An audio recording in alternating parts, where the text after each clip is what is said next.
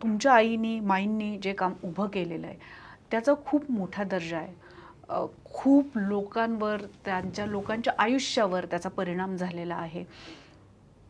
तो दर्जा मेंटेन करणं हे आता किती सोपं आहे, किती अवघड आहे? तुम्ही हे चॅलेंज कसं पेलताय? सोपंही आहे आणि अवघडही आहे.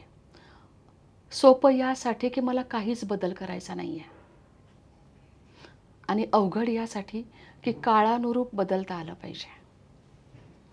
मला संस्कारात बदल नाही करायचे.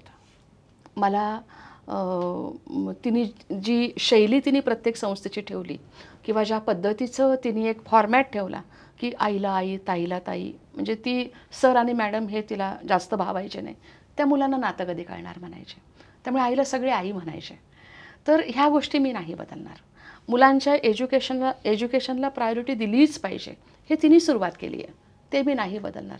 पण काळानुरूप काय शिकलं पाहिजे, काय आता वजा करायची वेळ आली आहे, हे ठरवताना अवघड आहे. बाकी तिने जे आखून दिलं आहे ना, त्यातच प्रवास करायचा आहे. त्यातच इम्प्रूव्हमेंट करायची आहे. त्यामुळे जसं मी म्हणाले, की जे आहे ते तसंच जपायचं आहे म्हणून सोपं आहे. पण काळानुरूप काय वगळायचं आणि काय ठेवायचं ह्याचा निर्णय जेव्हा घेण्याची वेळ येते ना, ते अवघडही आहे.